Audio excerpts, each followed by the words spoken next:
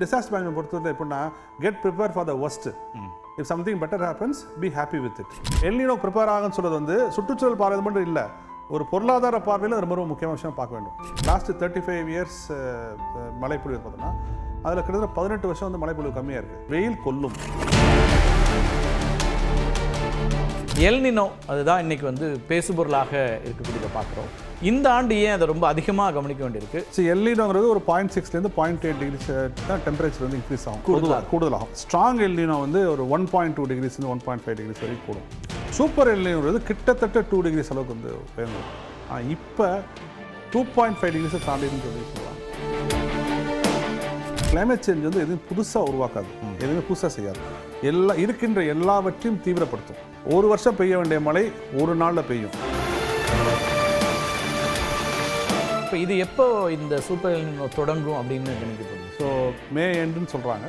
அது வந்து 27 பிப்ரவரி மார்ச் வரைக்கும் போகும்னு சொல்கிறாங்க. இன்னைக்கு பிறக்கின்ற பிள்ளைகள் தனது 30வது வயதை எட்டும் பொழுது அந்த பிள்ளைகளின் தாத்தா பாட்டி அவருடைய வாழ்நாளில் ஒரே ஒரு முறை சந்தித்த பேரிடரை இப்பொழுது பிறக்கின்ற பிள்ளைகள் ஒவ்வொரு 2 ஆண்டுக்கு ஒரு முறை சந்திக்கும் சொல்றாங்க. பேரிடர்கள் அதிகரிக்கக்கூடிய ஒரு காலம். நியூ நார்மல் தெரியுமா, லைஃப் பிட்வீன் டிசாஸ்டர்ஸ். மத்திய அரசோ மாநில அரசோ அவங்களோட இது வந்து இதில் எவ்வளோ தூரம் ப்ரிப்பேராக இருக்காங்க அல்லது என்ன இருக்கு? இல்லை, நம்ம ப்ரிப்பரேஷன் இல்லை, அதான் வந்து உண்மை சொல்லணும். ஆக்சுவலாக நான் சொல்லுவேன், சென்னை வந்து வாழ்வதற்கு தகுதியற்ற நகரமாக மாறிடுச்சு.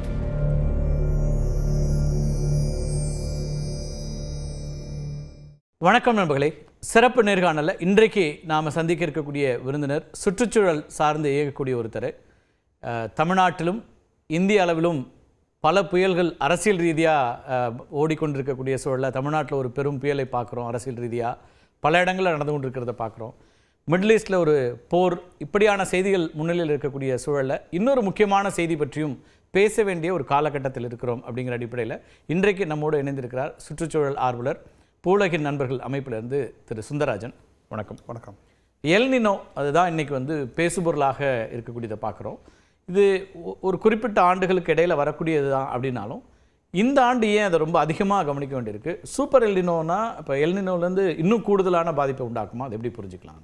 அது எல்னினோங்கிறது ஒரு இயற்கையான ஒரு நிகழ்வு, ஃபினாமினானது. அது எப்போவுமே ஆயிரக்கணக்கான ஆண்டுகளாக பசிபிக் பெருங்கடல் பகுதியில் வந்து பூமத்திய ரேகையை ஒட்டியுள்ள பகுதிகளில் அதோடைய சராசரி வெப்ப அளவை விட டெம்பரேச்சர் கூடுச்சுன்னா அது எல்னினோ, குறைஞ்சிச்சுன்னா லானினோ. இதுதான் ஃபினாமினன். அது வந்து பியாண்ட் எனிபடிஸ் திங், எல்லாருமே தெரியும். இப்போ என்ன நடக்குது, இப்போ ஏன் மதிய கவலைப்படணும் அப்படின்னா, இந்த சூப்பர் எல்னினோ வந்து எப்படி ஒப்பிடுறாங்கன்னா, விஞ்ஞானிகளும் ஆய்வாளரும் எப்படி ஒப்பிடுறாங்கன்னா, 1876 ஒரு சூப்பர் எல்னினோ வந்துச்சு. சூப்பர் எல்னினோ வந்து வந்த ஆண்டு இங்கே வந்து நமக்கு தாதுவர்ஷ பஞ்சம் வந்துச்சு. ஸோ நீங்கள் தாதுவர்ஷ பஞ்சம்னு நீங்கள் சொன்னாலே நீங்கள் பல்வேறு ஆளுகளுக்கு பல்வேறு விஷயங்கள் தோன்ற ஆரம்பிச்சிடும். ஒரு மதுரை நாடாளுமன்ற உறுப்பினர் சு. வெங்கடேசன் கூட அவருடைய காவல் கோட்டம் நாவலில் தாதுவர்ஷ பஞ்சத்தை பற்றி ஒரு மிகப்பெரிய குறிப்பை வந்து எழுதிப்பார். மெட்ராஸ் பிரசிடென்சி, அன்னைக்கு இருந்த மெட்ராஸ் பிரசிடென்சியில் 3 1 பங்கு உயிர்களை நாம் இழந்து விட்டோம். ஸோ அதுக்கு காரணம் வந்து சூப்பர் எல்னினோ. ஸோ அதனால் ஏற்படுற வறட்சி. ஸோ அது என்ன பண்ணுவோம்னா, அது வந்து வெப்பம் அதிகரிக்கிறதுனால ஈரப்பதத்தெல்லாம் உறிஞ்சிரும். ஸோ நீங்கள் வந்து அதாவது நீங்கள் எதிர்பார்க்க முடியாத அளவுக்கு வறட்சியும் வரும், எதிர்பார்க்க முடியாத அளவுக்கு ஃப்ளாஷ் ஃப்ளட்ஸும் வரும். வரும். ஆமாம். கடற்கரையோர பகுதிகளில் வந்து இப்போ சென்னை, நாகப்பட்டினம், தூத்துக்குடி போன்ற கடற்கரை பகுதியில் ஃப்ளாஷ் ஃப்ளட்ஸ் வந்து வரும். இன்டீரியர் பார்ட்ஸ் ஆஃப் இந்தியாவில் வந்து வறட்சி வந்து வரும். இது நம்ம எடுத்தோன்னே எஃபெக்ட்டுக்கு வந்து போயிட்டோம். ஆனால் ஒரு அடிப்படையில் இயற்கையாக இருக்கக்கூடிய நிகழ்வை காலநிலை மாற்றம் வந்து துரிதப்படுத்திருக்கு, அதிகப்படுத்திருக்கு, மிக மிக ஒரு கணிக்க முடியாத தன்மை கொண்டு வந்து சேர்த்துருக்கு. முன்னாடிலாம் வந்து எல்னினோங்கிறது நீண்ட காலமாகவே நம்ம கணக்கிடுறோம். ஆமாம், இது கணக்கீட்டு முறையில் தானே அது ஒரு மாறுதுன்னு சொல்கிறாங்க. ஆமாம்.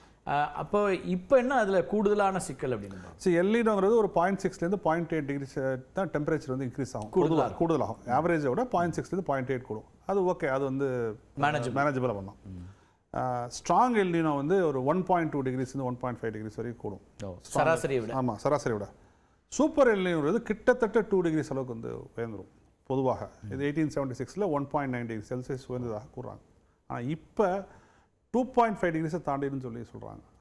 இப்போ இந்த ஃபஸ்ட்டு டைமாக ரெக்கார்டட் ஹிஸ்ட்ரியில் நான் வந்து இந்த மாதிரி டேட்டாவை எடுத்து ரெக்கார்ட் பண்ண ஆரம்பித்தோட வரலாறு இருக்கு இல்லையா, அந்த 150 ஆண்டு வரலாற்றில் வந்து ஃபஸ்ட்டு டைமாக இவ்வளோ டிகிரிஸ் ஆவரேஜ் டெம்பரேச்சர் கூட போகிறதாக ஆய்வாளர்கள் நமக்கு வந்து சொல்கிறாங்க. அதுதான் இப்ப இது எப்போ இந்த சூப்பர் எல்னினோ தொடங்கும் அப்படின்னு கணிக்கப்படுது? ஸோ மே எண்டுன்னு சொல்கிறாங்க. அது வந்து 27 பிப்ரவரி மார்ச் வரைக்கும் போகும்னு சொல்கிறாங்க. இது எல்னினோ 2027 பிப்ரவரி. ஆமாம் மார்ச் வரைக்கும் போகும்னு சொல்கிறாங்க. இது ஆரம்பிக்கும் போது எல்னினோ தான் ஆரம்பிக்கும். ஓகே. ஸோ ஒரு 2 மாதம் 3 மாதம் கழிச்சு டெம்பரேச்சர் இன்க்ரீஸ் ஆக ஸ்ட்ராங் எல்னினோவாய் சூப்பர் எல்னினோ வந்து மாறும். ஆனால் இதனால் வரைக்கும் சூப்பர் எல்னினோ வந்த சான்சஸ் வந்து விட இப்போ 96% சான்சஸ் இருப்பதாக வந்து அமெரிக்காவை சேர்ந்த அந்த நோவாங்கிற அமைப்பு வந்து அறிவிச்சிருச்சு.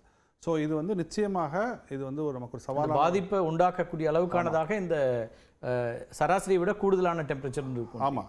சரி, என்னன்னா நீங்கள் வந்து முன்னாடி வந்து எல்னினோங்கிறது நம்ம எப்படி படிச்சிருப்போம், டெம்பரேச்சர் கூடுறது, லானினோங்கிறது டெம்பரேச்சர் குறையுது. இப்போ இந்த கடந்த 20 வருஷமாக என்ன ஆகி போச்சுன்னா அந்த இன்க்ரீஸ்டு ஆவரேஜ் டெம்பரேச்சருங்களா அது லானினோ காலகட்டத்தில் பதிவு ஆரம்பிச்சிருச்சு. ஓகே. ஸோ எல்னினோ காலகட்டத்தில் பதிவான டெம்பரேச்சர் ரைஸ் வந்து லானினோ காலகட்டத்தில் பதிவு ஆரம்பிச்சிருச்சு. அப்போ அதை விட தாண்டிடுச்சு வந்து சி சர்ஃபேஸ் டெம்பரேச்சர் வந்து அதிகமாகிடுச்சு. இப்போ பொதுவாக நம்ம வந்து ஒரு விஷயத்தை புரிஞ்சுக்கணும். இப்போ நீங்கள் சென்னையில் இருக்கோம், நம்ம திடீர்னு ஒரு 3 மணிக்கு மேலே பார்த்தீங்கன்னா சீ பிரீஸ் உள்ளே வந்துடும்பா அப்படின்னு சொல்லுவோம், நம்ம இயல்பாக பேசுவோம். இப்போ அது குறைஞ்சிருச்சு. அது விஷயம் அது ஏன் நடக்குது அப்படின்னா இங்கே ஏர் ஹீட்டாக அதோடைய ப்ரெஷர் வந்து குறையும். ஸோ வந்து மேலே போகும். ஸோ மேலே போகப்போ இங்கே வந்து லோ ப்ரெஷர் ஏரியா வந்து ஃபார்ம் ஆகும். கூல் ஏர் வந்து ஹை டென்சிட்டி ஆகும். ஸோ அங்கேருந்து ஹைலேருந்து லோக்கு வந்து ஃப்ளோ ஆகும். ஸோ அதனால தான் சீ பிரீஸ் வந்து 3 மணிக்கு மேலே வந்து உள்ளே வருது. இப்போ என்ன ஆச்சுன்னா கடலும் சூடாயிடுச்சு. நான் வெளியிடக்கூடிய கார்பன் ஹீட்டை வந்து 90% பெருங்கடலுக்கு வாங்கிக்கனால கடலும் வந்து பயங்கர ஹீட் ஆயிடுச்சு. ஸோ அந்த டெம்பரேச்சர் டிஃபரன்ஸே பெருசாக இல்லாமல் போச்சு. அதனால தான் நீங்கள் வந்து பார்த்தீங்கன்னா அக்டோபர் மாதம் நீங்கள் மற்ற நாளில் விட்டுருங்க, அக்டோபர் மாதம் பொதுவாக சென்னையில் தமிழ்நாட்டில் வந்து ஓரளவுக்கு ஒரு மாட்ரேட் டெம்பரேச்சர் ஹை டெம்பரேச்சர் வந்து இருக்காது.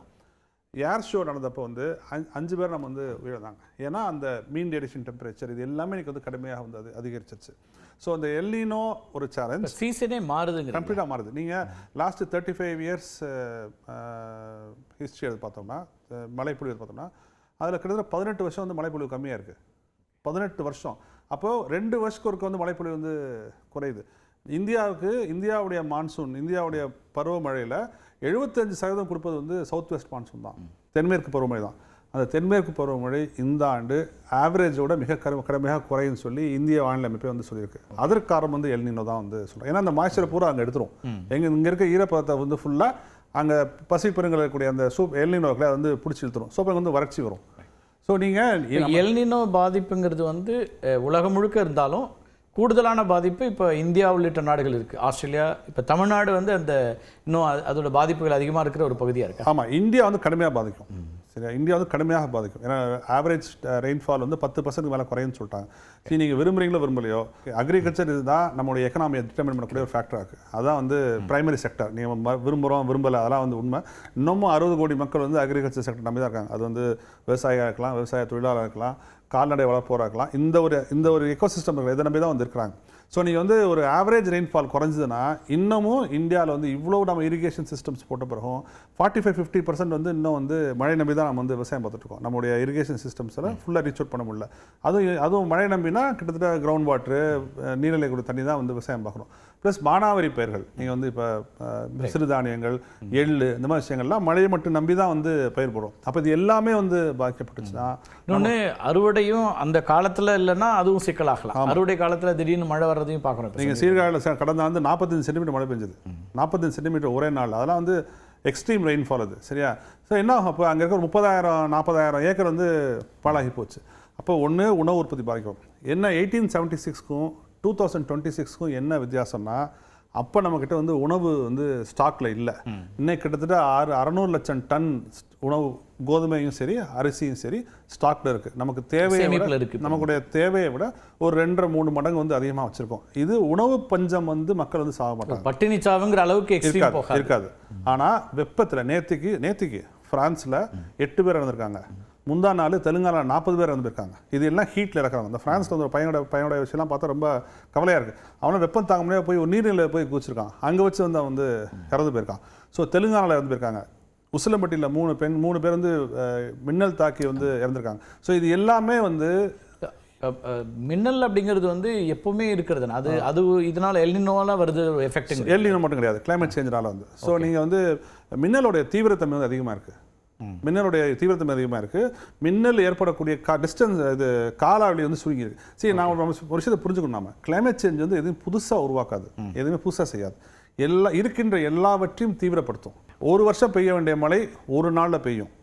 ஒரு நீங்கள் ஒரு 20 வருஷத்துக்கு முன்னாடி ஊர் பக்கம் போய், நம்ம கிராமங்கள் பக்கம் போய் பெரியவங்கள்ட்ட யார்ட்டையா போய் புயலை பற்றி கேட்டீங்கன்னா என்ன சொல்லுவாங்க, தனுஷ்கோடியில் ஒரு புயல் வந்துச்சுப்பா, மொத்தம் இன்னைக்கு நீங்கள் என்ன சொல்லுவீங்க, ஓகி புயல், வர்தா புயல். இந்த 10 ஆண்டுகளே நம்ம பெரும் புயல்கள் நிறைய புயல் பார்த்துருக்கிறோம். இதுதான் கிளைமேட் சேஞ்ச் பண்ணுது, இதுதான் காலநிலை மாற்றம் பண்ணுது.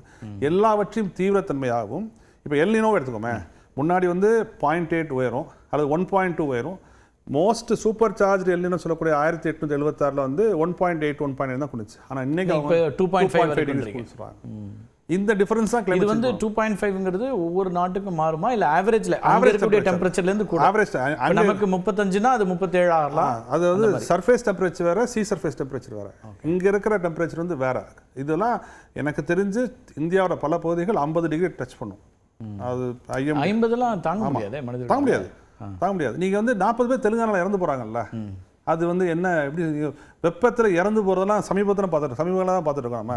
ஸோ இதில் நம்ம இந்தியா, குறிப்பாக தமிழ்நாடு, நம்ம தமிழ்நாட்டை பற்றி போகும்போது தமிழ்நாட்டில் வேலை செய்யலாம் கவலையோட சொல்கிறோம். தமிழ்நாட்டுக்கு இன்னைக்கு எந்த விஷயத்தை டிஸ்கஸ் பண்ணோம்னா ஹீட் வேவ்ஸ் தான் டிஸ்கஸ் பண்ணுவோம். மற்ற எல்லா பிரச்சனையும் வெயிட் பண்ணலாம். ஸோ இந்த ஹீட் வேவ்ஸை எக்ஸாபரேட் பண்ண போது, அதிகப்படுத்த போது El Nino, super El Nino மாதிரி விஷயங்கள் இன்னும் அதிகப்படுத்த போகுது. ஸோ நீங்கள் 40 பேர் தெலுங்கானா இறப்பது என்பதை சர்வசாதாரணமாக கடந்து போயிட முடியாது. அது இட்ஸ் டாக்கிங், இது உங்களுக்கு சொல்லுது, நீ கோர்ஸ் கரெக்ட் பண்ணு அப்படின்னு சொல்லுது. ஸோ தெலுங்கானா மட்டுமல்ல, உசிலம்பட்டியில் ஏற்பட்ட அந்த மின்னல், நீங்கள் ஒரு 10 வருஷம் முன்னாடி யோசிச்சு பாருங்கள். நம்ம இந்த லைட்னிங் அரஸ்டர்ஸ் அதெல்லாம் போட்டோம். இப்போ 60s 70s போட்டோம். பெரிய லெவலில் மின்னல் தாக்கி இறங்குற எண்ணிக்கை மட்டும் தமிழ்நாட்டில் இருக்காது. ஆனால் இன்னைக்கு வருஷத்துக்கு இந்தியாவில் 2500 பேர் மின்னல் தாக்கி இறக்குறாங்க. வருஷத்துக்கு 2500 பேர் மின்னல் தாக்கி இறக்குறாங்க. இது ஒரு 10 வருஷம் முன்னாடி போனீங்கன்னா இது ஒரு 1300 1400 இருந்துச்சு. இன்னைக்கு 2500 நம்ம நிற்கிறோம். இது போக இன்க்ரீஸ் ஆக தான் போகுது. இல்லை, இது ஒருவேளை இப்போ ரிப்போர்ட் ஆகிறது அதிகமாக இருக்குது அப்படி பார்க்கணுமா? இப்போ விழிப்புணர்வு ஒரு பக்கம் இருக்குது, இல்லை மீடியா ஆக்சஸ், இல்லை இந்த மாதிரி விஷயங்கள் நம்ம இன்னொன்று எல்லாத்தையும் டாக்குமெண்ட் பண்ணுறோம், அதனால் இந்த எண்ணிக்கை கொடுத்தா இல்லை இயல்புலேயே இயல்பே கொடுது. நீங்கள் அப்படி ரெக்கார்ட் பண்ணால் 5 வருஷம் முன்னாடி பார்க்கலாம், 10 வருஷம் முன்னாடி பார்க்கலாம். நீங்கள் 2024 நாடாளுமன்ற தேர்தலில் போல் அஃபிஷியல்ஸு, அதாவது தேர்தல் பணி செய்யக்கூடிய அதிகாரிகள் 40 பேர் இறந்து போயிட்டாங்க வெயிலில். நீங்கள் போல் அஃபிஷியல்ஸ்க்கு ஒரு கூரை இருக்கும், அவன் ஒன்றும் அப்படியே போய் வெயிலில் போய் நிற்க போகுது, அவங்களே ஒரு 40 பேர் இறந்து போயிட்டாங்க. அமித்ஷா அவர்கள் கலந்துக்கிட்ட கூட்டத்தில் பல பேர் இறந்துட்டாங்க ஹீட் வேவ்ஸ், 33 பேர் இறந்துட்டாங்க ஹீட் வேவ்ஸ். ஸோ இது அதிகமாகத்தான் செய்யுமே ஒழிய இது குறைவதற்கான வாய்ப்புகள் கிடையாது. இயல்பு ஹீட் வேவ்ங்கிறது ஒரு டேஞ்சராக மாறிட்டு. ஆமாம், இந்த ஹீட் வேவ் இன்னும் அதிகப்படுத்துறது எல் நினோ அதிகப்படுத்தும். எல் நினோ காலகட்டத்தில் இன்னும் அதிகமாக ஹீட் வேவ்ஸ் இருக்கும். சாதாரண நாட்களில் ஹீட் வேவ்ஸாக இருக்கிறத விட எல் நினோ நாட்கள் ஹீட் வேவ்ஸ் அதிகமாகும். அமெரிக்காவுடைய அந்த வானியல் அமைப்பு 26 or 27 may become the world's hottest year in the recorded history ன்னு சொல்றாங்க. 2026 இல்ல 27 இல்ல ஏதாவது இது வரைக்கும் 2024. இப்போ ஹாட்டஸ்ட் இயர் தெரியுமா? 2024. ஓகே. ஸோ நாங்கள் அடிக்கடி நான் சொல்ற விஷயம், நீங்கள் அந்த 2021 அந்த ரிப்போர்ட் சொன்ன விஷயம் தான் நம்ம பார்க்கணும். அது 2 விஷயத்தை நான் சொல்ல விரும்புகிறேன். ஒன்று பிப்ரவரி மாதம் 1984க்கு பிறகு பிறந்த எந்த குழந்தையும் தன்னுடைய வாழ்நாளில் ஒரே ஒரு இயல்பான மாதத்தை கூட பார்த்ததில்லை. பிப்ரவரி 1984க்கு அப்புறம் பிறந்த இந்த உலகத்தில் பிறந்த எந்த குழந்தையும் தன்னுடைய லைஃப் டைமில் ஒரு நார்மல் மந்த்தை கூட பார்த்ததில்லை. May of 2026 is hotter than May of 2025. September of 2026 will be hotter than September 2025. அது மட்டும் இல்லை, இன்னைக்கு பிறக்கின்ற பிள்ளைகள் தனது 30வது வயதை எட்டும் பொழுது அந்த பிள்ளைகளின் தாத்தா பாட்டி அவருடைய வாழ்நாளில் ஒரே ஒரு முறை சந்தித்த பேரிடரை இப்பொழுது பிறக்கின்ற பிள்ளைகள் ஒவ்வொரு 2 ஆண்டுக்கு ஒரு முறை சந்திக்குன்னு சொல்றாங்க. பேரிடர்கள் அதிகரிக்கக்கூடிய ஒரு காலம். நியூ நார்மல் தெரியுமா? Life between disasters. ஓகே. ஒரு பேரிடர்களுக்கு இடையில வாழ்வது அப்படிங்கிறது நியூ நார்மல். மார்ச் மாதம் அடிச்ச வெயில் இருக்குல்ல, நீங்க எதுவுமே பார்த்துக்க முடியாது. ஸோ ஒரு டிசாஸ்டர் வரும், அதுலேருந்து மீள்வோம். இன்னொரு டிசாஸ்டர் வரும், அதுலேருந்து மீள்வோம். இந்த 2 டிசாஸ்டருக்கு இடையில் இருக்கக்கூடிய காலம் தான் அதுதான் ஒரு நியூ. நம்ம இந்த கடந்த 10 ஆண்டுகளில் பார்க்கும்போதே கூட 2015 ஒரு பெருவெள்ளம் பார்க்குறோம். அது சூப்பர் எல்லினோ ஆண்டு, அது ஒரு எல்லினோ ஆண்டு. 2015 ஒரு எல்லினோ ஆண்டு. ஓகே. ஸோ நீங்கள் எந்த எல்லினோ ஆண்டு எடுத்து பார்த்தீங்கன்னா ஒவ்வொரு எல்லினோ ஆண்டு எல்லா 2 ஆண்டுகளில் 2015 பெருவெள்ளம், 2017 பெரும் வறட்சி, 145 ஆண்டுகளில் பார்க்காத வறட்சின்னு பார்க்குறோம். முதல் முறை டெல்டாவில் மரணங்கள் பார்க்குறோம். விவசாயிகள் ஒன்று தற்கொலை, இல்லைன்னா அங்கே 100 பேர் மேலே இறந்து போனாங்க. தமிழ்நாட்டில் விவசாயிகள் தற்கொலை அந்த அதிகமாக நடைபெற்ற ஆண்டு அந்த 17 19 சரி. நீங்கள் வெள்ளமும் வறட்சி ஒன்று தொடர்புடையது தான். ஏன்னா ஃப்ளாஷ் ஃப்ளட்ஸ் வரும், உங்களுக்கு வண்டரை சேவ் பண்ண முடியாது, நீங்கள் திறந்து விட்டுருவீங்க, மறு வருஷம் வறட்சி வந்துடும். ஸோ வெள்ளமும் வறட்சி வந்து ஒன்றோட தொடர்புடையது தான். இதை நாம் வந்து புரிஞ்சுக்கணும். இயல்பாக ஒரு கேள்வி வரும், சரி இதெல்லாம் ரைட் நீங்கள் சொல்கிறீங்க, என்ன பண்ணணும் நம்ம?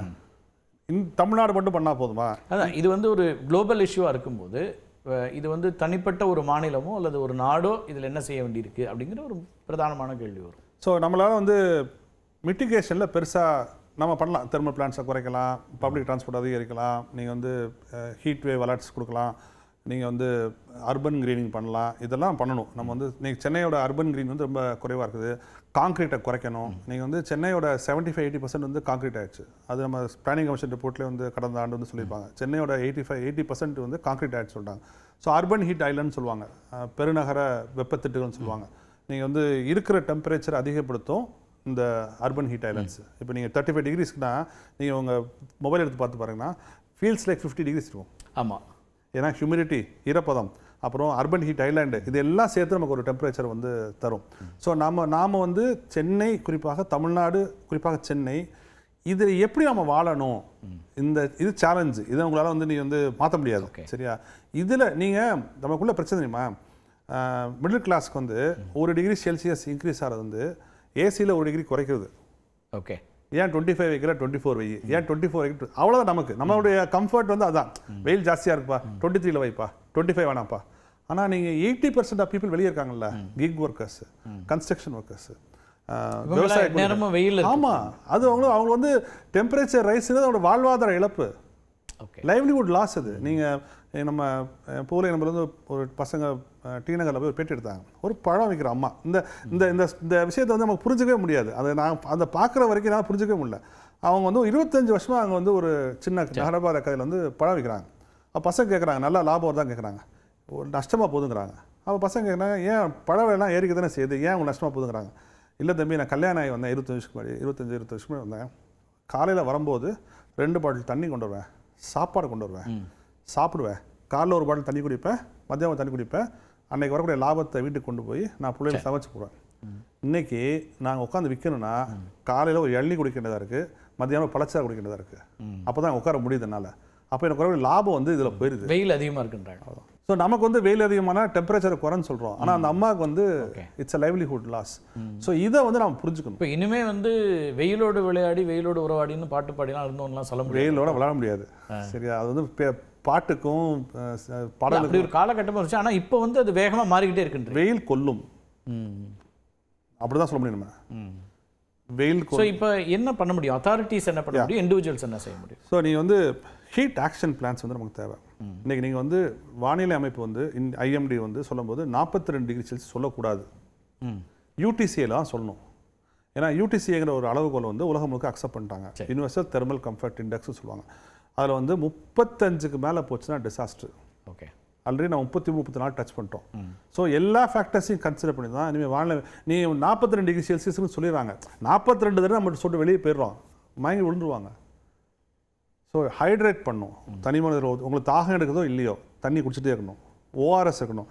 நீங்கள் வந்து நம்ம வந்து கடந்த ஆண்டு வந்து ஹீட்டை வந்து ஒரு டிசாஸ்டர் அனௌன்ஸ் பண்ணிட்டோம். சரியா?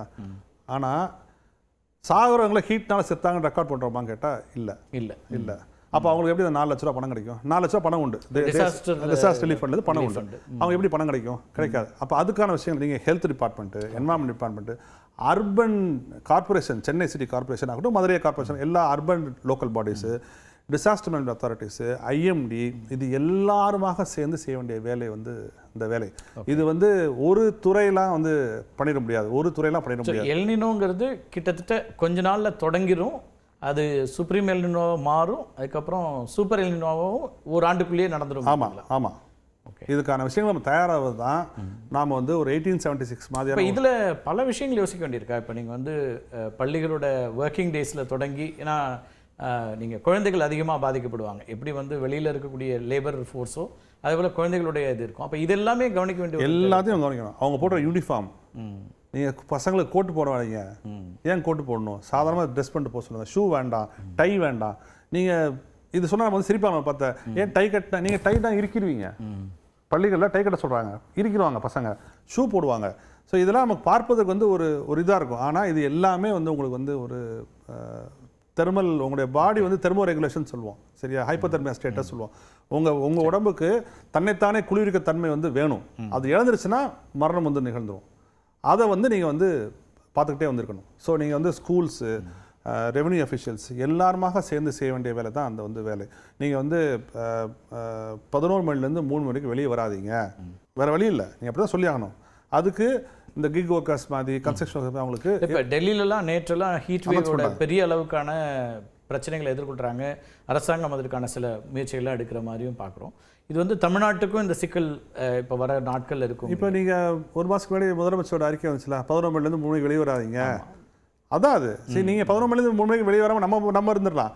பட் அங்கே ஸ்விக்கி ஜொமேட்டோவில் டெலிவரி பண்ணுறவங்களுக்கு அவங்க அதானே சம்பளம், அவங்களுக்கு அதானே லைவ்லிஹுட். கன்ஸ்ட்ரக்ஷன் ஒர்க்கர்ஸ்க்கு, அக்ரிகல்ச்சர் லேபர்ஸ்க்கு, ஆட்டோ ஓட்டுறவங்களுக்கு பட் வேற என்ன ஆப்ஷன் இருக்கு? அவங்கள நீங்கள் இழப்பீடு தரணும். நீங்கள் சரிப்பா நீ இந்த 11லேருந்து 3 மணிக்கு வெளியே வராத, உனக்கு வந்து ஏதாவது ஒரு இழப்பீடு தரேன் ரிஜிஸ்டர் பண்ணி. அத்தாரிட்டிஸ் என்ன செய்யணுன்றீங்க? இப்போ மத்திய அரசோ மாநில அரசுகளோ அவங்களோட இது வந்து இதில் எவ்வளோ தூரம் ப்ரிப்பேராக இருக்காங்க அல்லது என்ன இருக்க வேண்டியது? இல்லை, நம்ம ப்ரிப்பரேஷன் இல்லை, அதான் வந்து உண்மை சொல்லணும். ப்ரிப்பேராக இல்லை.